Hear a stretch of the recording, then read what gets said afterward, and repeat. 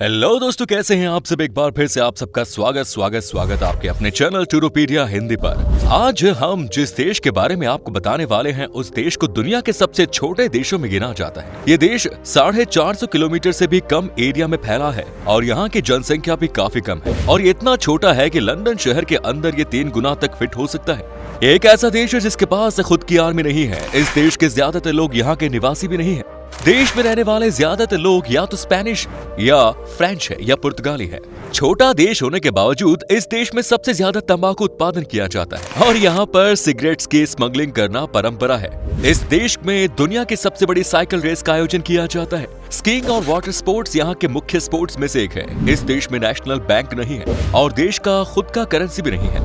एक landlocked country होने के बावजूद ये देश टूरिज्म सेक्टर पर सबसे ज्यादा निर्भर है। दोस्तों, आज हम बात कर रहे हैं सबसे छोटे देश एंडोरा की। तो देर किस बात की, अपना सीट बेल्ट बांध लीजिए अच्छे से और निकलते हैं एंडोरा की एक शानदार सफर पर।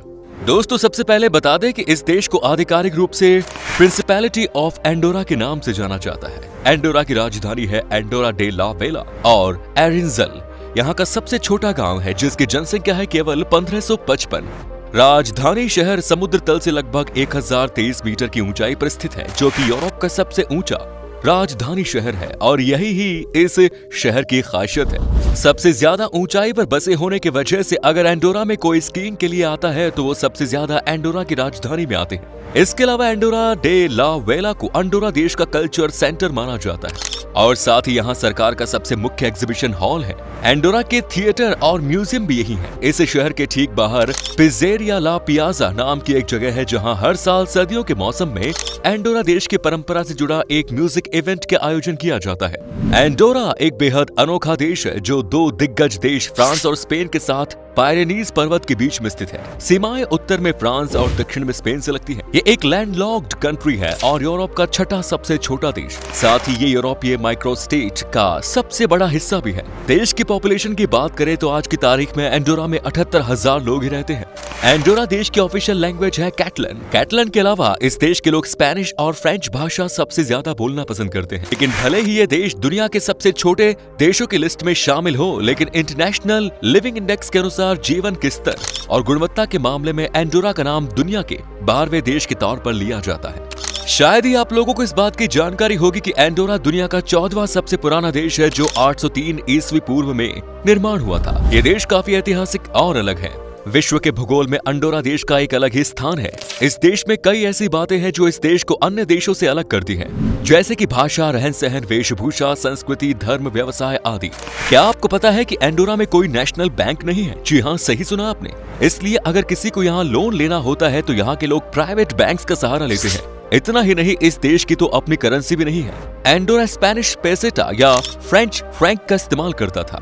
आपको बता दें कि कैटालोनिया को छोड़कर एंडोरा दुनिया का एकमात्र ऐसा देश है जहां खाने की चीजें with electronics and luxury items के सामानों की कीमतें यूरोप में सबसे कम है।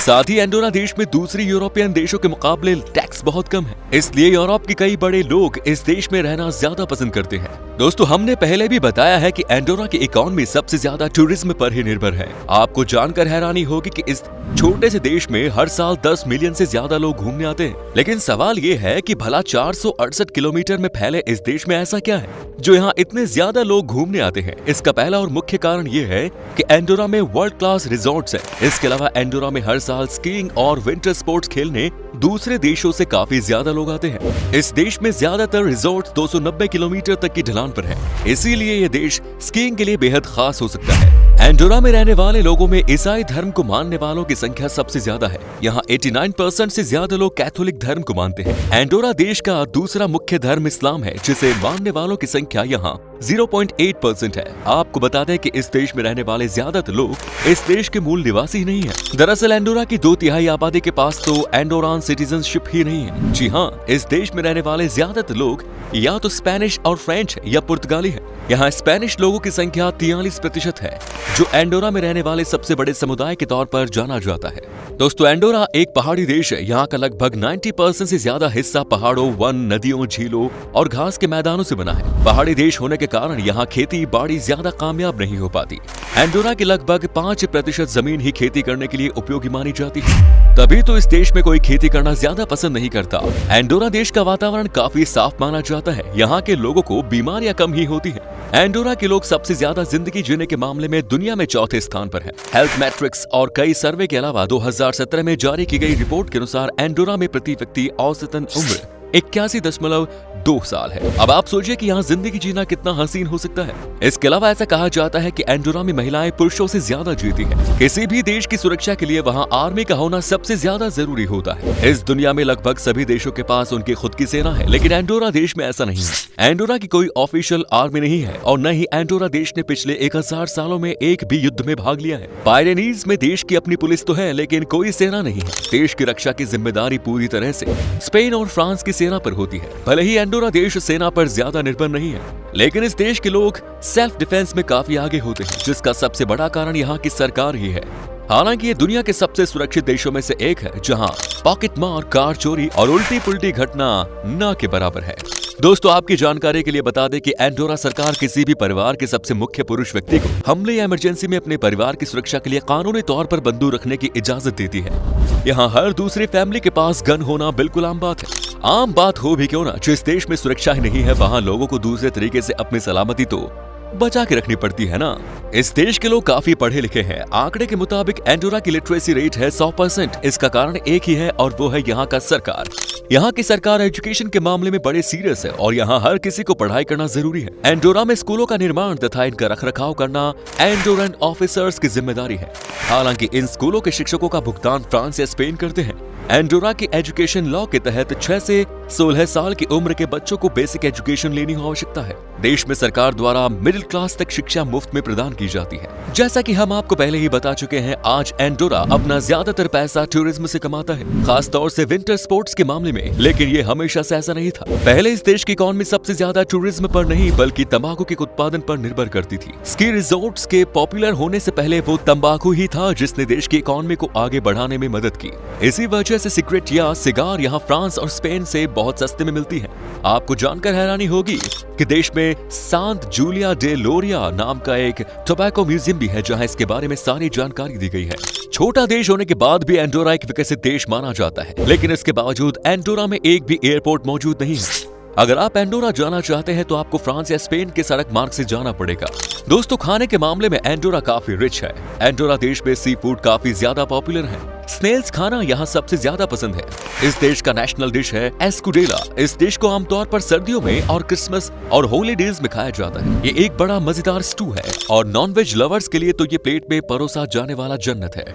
इसमें chicken, wheel, meet ball, pig थूथन और ट्रॉटर्स और ब्यूटीफारा सॉसेज है जैसी सामग्री से तैयार किया जाता है। खाने पीने की बात चल रही है तो बता दें कि अन्य पड़ोसी यूरोपियन देशों की तरह एंडोरा में हाई क्वालिटी की वाइन का उत्पादन किया जाता है। पाइनेट नोयर, सॉविग्नन ब्लैंस एंड राइजलिंग इस देश की सबसे बेहतरीन वाइन में से एक मानी जाती है। इसके साथ ही एंडोरा में तंबाकू का उत्पादन अधिक होता है। इसी वजह से सिगरेट या सिगार यहाँ फ्रांस और स्पेन से बहुत सस्ते में मिल जाती है। दुनिया की सबसे बड़ी साइकिल रेस एंडोरा में ही जाकर खत्म होती है। इस रेस को टूर दे फ्रांस कहा जाता है। 191 किलोमीटर लंबे इस दौड़ का आयोजन 15 भाग में होता है, जो पोर्ट एंड्रेला से शुरू होकर एंडोरा की राजधानी एंडोरा ला वेला पर जाकर खत्म होती है। इस देश का नेशनल स्पोर्ट फुटबॉल है। एंडोरान फुटबॉल फेडरेशन इस देश की नेशनल फुटबॉल टीम को हैंडल करती है। हालांकि खेलों की दुनिया में एंडोरा को कुछ खास सफलता हाथ नहीं लगी है। 1976 के बाद से हर ओलंपिक गेम्स में हिस्सा लेने के बावजूद एंडोरा ने कभी ओलंपिक मेडल्स नहीं जीता। डाउनहिल स्कीइंग यहाँ का सबसे पॉपुलर स्पोर्ट्स होने के बावजूद कभी पदक नहीं जीता। दोस्तों, जैसा कि हम आपको पहले ही बता चुके हैं कि एंडोरा देश का 92% हिस्सा जंगल और पहाड़ी इलाकों से घिरा हुआ है। भले ही इस देश में 10% से भी कम हिस्से में खेती की जाती है, लेकिन यहाँ के पहाड़ी इलाके ही एंडोरा को दूसरे देशों से खास बनाते हैं। सबसे ज्यादा कैथोलिक धर्म को पूजे जाने के अलावा अंडोरान लोग अन्य क्षेत्रों के अपने भाइयों की तरह सभी त्योहारों का धार्मिक रूप से पालन करते हैं। हर साल मनाए जाने वाले कुछ त्योहार सितंबर में मनाया जाता है और पूरे एक हफ्ते तक सेलिब्रेट किया जाता है। फोक डांस यहाँ के कल्चर का सबसे बढ़िया हिस्सा है। यहाँ के कोई भी इवेंट्स या पार्टी इस डांस के बिना अधूरे माने जाते हैं। फोक डांस के अलावा एंडोरा के लोग गाने सुनने के भी काफी ज्यादा शौकीन है। ऑर्केस्ट्रा म्यूजिक फॉर्म यहाँ के लोगों के बीच सबसे ज्यादा पॉपुलर है। एंडोरा का सबसे बड़ा नेशनल पार्क है माद्रिउ पैराफिट क्लेरर घाटी, जिसे 2004 में यूनेस्को की विश्व धरोहर स्थल घोषित किया गया था। ये नेशनल पार्क देश के 9% हिस्से को कवर करता है, जो हिमनदों, जंगली घाटियों, चौड़े हरे चरागाहों और चट्टानी पहाड़ों से बना है। अगर कभी अंडोरा जाओ तो इस पार्क की सैर जरूर करना। चलिए अब आपको बताते हैं कि क्या है यहाँ का वीजा प्रोसेस और अंडोरा घूमने के लिए आपको कितने पैसे खर्च करने पड़ेंगे। आपको बता दें कि आपके पास अगर सारे डॉक्यूमेंट्स मौजूद है तो आपको वीजा लगभग 10 से 15 दिन के अंदर मिल जाएगा।